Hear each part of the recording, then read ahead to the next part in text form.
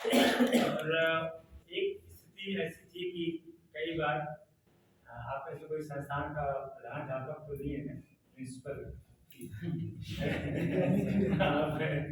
तो कई बार हमें ऐसा महसूस हुआ कि जो हमारे एटीएल टिंकरिंग लैब के कोऑर्डिनेटर्स हैं, उनको प्रधानाध्यापक महोदयों से ही पहचानी आ रही है। तो हमने कुरुक्षेत्र में एक पूरे अपने तीनों चारों प्रदेश के प्रधानाध्यापक महोदयों का एक हमने उनका 1 हफ्ते का उनका ट्रेनिंग प्रोग्राम रखा। और माननीय शिव कुमार जी और जो विद्या भारती के राष्ट्रीय मंत्री बन गए हैं, उनकी अध्यक्षता में वो पूरा प्रोग्राम एक सप्ताह चलाया गया। और प्रिंसिपल जो हमारे मुख्य प्राध्यापक हैं, उनका मानस तैयार करने का प्रयास किया गया कि अटल टिंकरिंग लैब्स को कैसे संचालन करना है, उसके विषय में अपनी जो मानसिक तैयारी है वो कैसे बदलाव लाया जाए। मुझे लगता है कि आप तो वैसे बहुत नज़दीकी से जानते हैं, आप अपने काम में सक्षम हैं, प्रवीण हैं, इसमें मेरा पूरा विश्वास है। और मुझे लगता है कि आपको कई सारी समस्याएं आ रही होंगी उन तकनीकी समस्याओं के अतिरिक्त। जैसे आप बात कर रहे थे कि आपने यहाँ पे एलईडी लाइट को कनेक्ट करना, उनको असेंबल करना, उनको टेस्ट करना और दूसरे बहुत सारे एक्सपेरिमेंट्स किए हैं। इनके अलावा जो मुख्य जो तकनीकी स्वभाव की नहीं है, वो समस्याएं बड़ी जटिल है।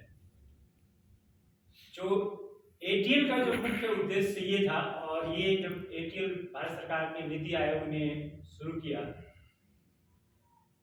उसमें एक राष्ट्रीय स्तर पे ये ऐसा महसूस किया गया कि जो छात्र हमारे विद्यालयों से पूरे देश से निकल के आ रहे हैं और आईआईटीज एनआईटीज अच्छे इंस्टीट्यूशंस में +2 करने के बाद इंजीनियरिंग के और टेक्निकल प्रोग्राम्स में जाते हैं, उन विद्यार्थियों में इनोवेशंस के प्रति, कुछ नया करने, कुछ सृजन करने के प्रति रुचि का बहुत बड़ा अभाव। और जबकि वो बच्चे देश के बहुत ही चुनिंदा बच्चों में से हैं। आप सबको पता है कि हमारे पूरे आईआईटी सिस्टम्स की सारी सीट्स को कैलकुलेट कर ली जाए तो कुल 25,000 से भी कम होती है। सारी जो नई आईआईटीज हैं 30 के आसपास, पुरानी आईआईटी सबको मिला करके, तो देश के जहाँ पे इतनी बड़ी संख्या में है, मेरा अंदाजा है कम से कम 30 लाख बच्चे जेईई एग्जाम्स में बैठते हैं, अलग अलग बोर्ड्स की। और उन बच्चों में से वो 30,000 बच्चे जो 1% से भी कम है, 0.01 है, वो होनहार बच्चे जब देश के उत्कृष्ट संस्थानों में, आईआईटी जैसे संस्थानों में जाते हैं और वहाँ के प्रोफेसर्स को जब इस बात का अनुभव होता है, उनके साथ बात करके, उनके साथ काम करके, कि हमारे बच्चों के अंदर जो सृजन की क्षमता है, सृजन के प्रति जो एक रुचि है, वो कहीं न कहीं मिस कर रही है, वो उपलब्ध नहीं है, अनुपस्थित है। तो उसको कैसे सजग किया जाए, कैसे जगाया जाए, इस विचार पे जब चर्चा की गई इस विषय के ऊपर, तो उसके परिणाम स्वरूप एटीएल टिंकरिंग लैब का कॉन्सेप्ट आया और नीति आयोग ने इसको एक प्रोजेक्ट के रूप में पूरे राष्ट्रीय स्तर पर लिया। तो इस संदर्भ से पता लगता है कि जो हम लोग एटीएल टिंकरिंग लैब का जो काम देख रहे हैं, एज ए संयोजक कोऑर्डिनेटर, हमारा जो मुख्य उद्देश्य है कि अपने साथ जो काम कर रहे हैं विद्यार्थी, साइंस के विद्यार्थी जिसके विशेष हम लोग काम कर रहे हैं, उनके अंदर जो है किसी भी नई विषयों के ऊपर सोचने की और सृजन करने की क्षमता का कैसे विकास किया जाए। अब मैं बात कर रहा था कि जो दूसरे जो और तकनीकी समस्याएं हैं, वो ये है कि हमारे पास एज ए विद्यालय का प्रबंधक या प्रधानाध्यापक इस विषय के ऊपर पूर्णतया शांति तरीके से सोच सके, समझ सके, काम कर सके। और जो नंबर गेम का है, जो कोचिंग में मेरिट की और रैंक की जो आवश्यकताएं हैं, उसमें ये है कि आप क्लास चाहे कम लगाएं, लेकिन कोचिंग में और दूसरे जो आपके जो शिक्षक हैं जो उस पर्टिकुलर जेई के और जेई मेंस के एग्जाम के तैयार करा रहे हैं, जिसमें रटने की ज्यादा आवश्यकता है। आप सृजन करना और याद करना दोनों दो विषय। तो मुझे लगता है कि हमारे जो प्रधानाध्यापक महोदय हैं और जो एटीएल के कोऑर्डिनेटर्स हैं, उनके सामने ये बड़ी समस्या है कि समाज की जो हमारे से उनकी आवश्यकताएं कहें या उनकी एस्पिरेशंस हैं,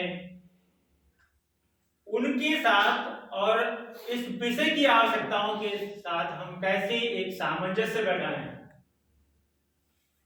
हम अपने अभिभावकों को कैसे समझा सकें कि आपका बच्चा एक अच्छा देश का सृजनशील नागरिक बनने के लिए आवश्यक नहीं है कि वो जेई के बहुत अच्छे रैंक होल्डर भी बने।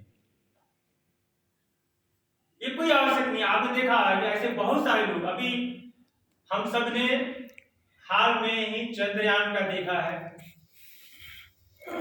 उसमें आपके संज्ञान में आया हुआ कि आईआईटी का कोई छात्र नहीं है, आया ना।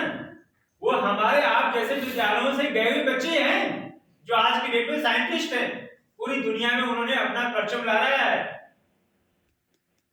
तो हम क्यों उस भाग दौड़ में लगे हुए कि हमने तो अपने बच्चों को आईआईटी में पहुंचाना है।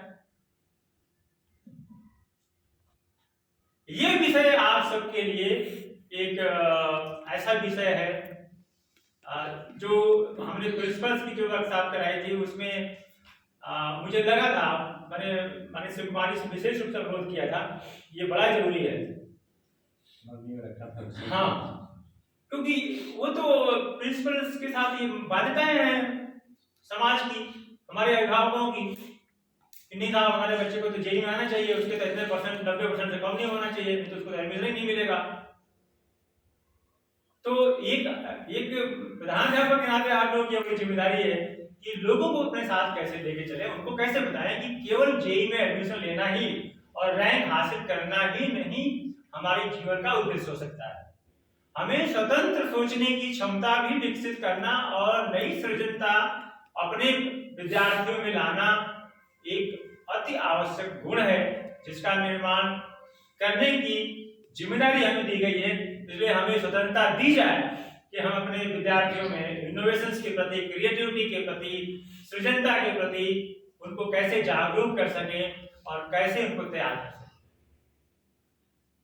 बाकी जो टेक्निकल चीजें आप कर सकेंगे वो हमारे विद्यार्थी कर सकेंगे अगर उनको किसी समस्या का बोध हो जाए। मेरा बहुत ही एक आत्मविश्वास है कि अगर आपको लगता है कि आपको अच्छी तरह से इस बात का ज्ञान है कि ये समस्या है और इसका समाधान आना चाहिए, तो आप निश्चित ही उस समाधान की जड़ तक जा पाएंगे और समाधान निकल के आएगा। हर समस्या का समाधान है, ये सबसे पहले मानना आवश्यक है। और जब समाधान है तो समाधान तक पहुंचने के माध्यम क्या है, चाहे वो इलेक्ट्रिकल कंपोनेंट्स, एलईडीज और ड्राइवर और डिस्प्लेस के माध्यम से होंगे या कोई अन्य माध्यम हो सकता है, लेकिन वो माध्यम हमें मिल सकेंगे, हम जान सकेंगे। बशर्ते हमारी शर्त यही है, कंडीशन यही है कि हमें उस तक पहुंचना है। ये अगर हम बच्चों के अंदर समझा सकें, बच्चों के अंदर ला सकें कि ये समस्या है और इसका समाधान चाहिए, हम ये प्रेरणा दे सकें। आप में से किसी ने कहा कि बच्चों को क्वेश्चंस करने की जो एक वृत्ति है, और हमारा देश तो शुरू से ही ऐसा रहा है। हमारे पास बहुत सारे ऐसे उदाहरण हैं, ध्रुव जैसे उदाहरण हैं, ऐसे बहुत सारे, सावित्री जैसे उदाहरण हैं जिन्होंने इस विषय को अपने लिए एक महान, आप कहें कि प्रेरणा ले ली कि हमने जानना है। तो अगर ये प्रेरणा हम अपने विद्यार्थियों में डाल सकें कि जो भी विषय है उसको समझने के प्रति हमारी रुचि अगर है, तो निश्चित तौर पे हम एक अच्छे अन्वेषक बन सकेंगे, हम अच्छे एक सृजनकर्ता बन सकेंगे और उसका समाधान अवश्य ही आएगा। इसलिए आप लोगों से एक मेरा अनुरोध है और मेरा ये मानना है कि आप में से जो साइंस कोऑर्डिनेटर है, आप मोस्टली साइंस के टीचर्स होंगे, अगर मैं गलत नहीं हूं तो। और साइंस के टीचर्स वही समाज की जो बंधन है, उसके कारण, जो हमारे अभिभावकों के कारण हमारा भी ध्यान हमेशा उसी पर रहता है कि नंबर्स कैसे बच्चे के अच्छे आए, उसके अंक कैसे अच्छे आए। इसलिए थोड़ा सा हमें अपने व्यवहार में, अपने विचार में, अपने सोच में भी परिवर्तन लाने की जरूरत है। किसी भी अन्वेषण के लिए, किसी भी सृजनता के लिए स्वतंत्र दिमाग का होना आवश्यक है।